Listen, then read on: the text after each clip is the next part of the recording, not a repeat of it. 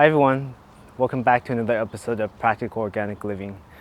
In today's episode, we'll be harvesting our glutinous corn. Behind me, you can see that I have a lot of corn that's ready to be harvested. We actually harvested about half already because the corn were just falling down.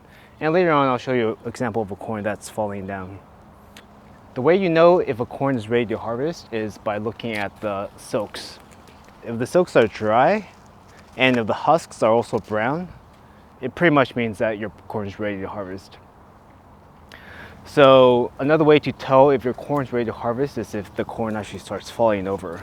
And as you can see later on when we start harvesting, we have a lot of corn that's falling over. So we had planted about 2 corn per hole in each of the raised beds. So that's about 40 corn plants or so per raised bed. And we have 6 raised beds. So that means we have about 240 corn plants that will grow. And each corn plant will produce 2 to 3 ears of corn, as you'll see later on. So that means we probably would have expected 500 to 750 ears of corn. So we're pretty excited to bring it along as Sally begins to harvest the corn. So let's get into it.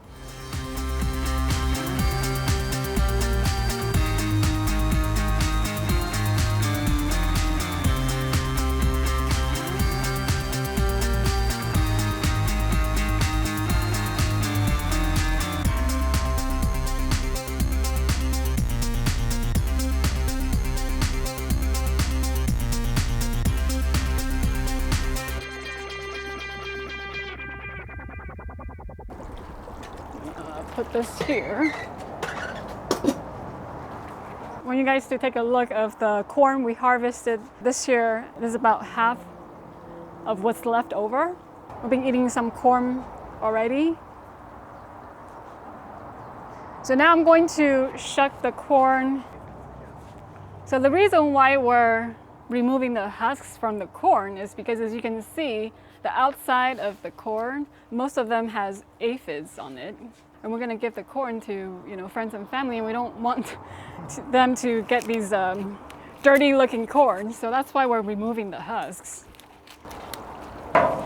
So the variety that we planted this year, we got 2 varieties. One is the red, waxy, sticky corn. The other one is the white one.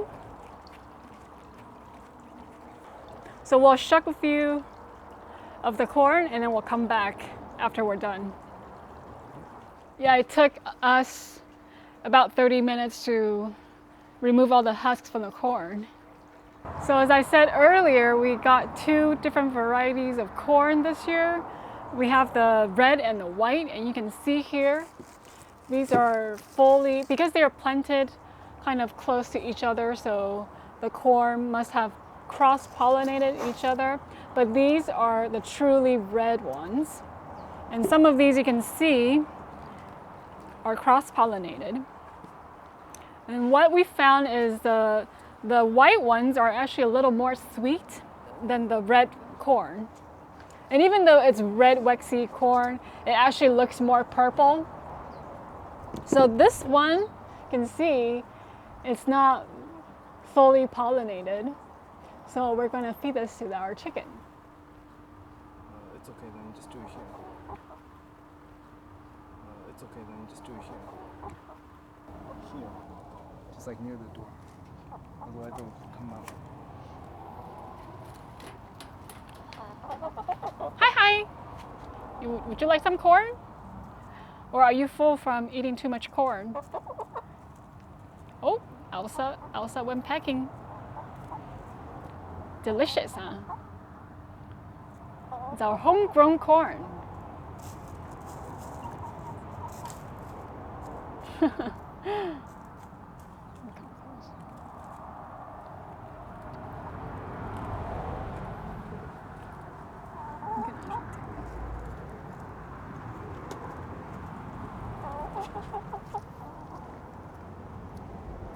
I guess the chickens like the corn. I prefer this type of corn over the sweet corn that you can find everywhere. And that's because these waxy corn, they have a chewy texture. They're not as sweet as the sweet corn, but they are still starchy, and and it's sweet, I think. So I prefer this type of corn. And the best way to enjoy these is to steam them. And when you steam them, you can just use a steamer basket.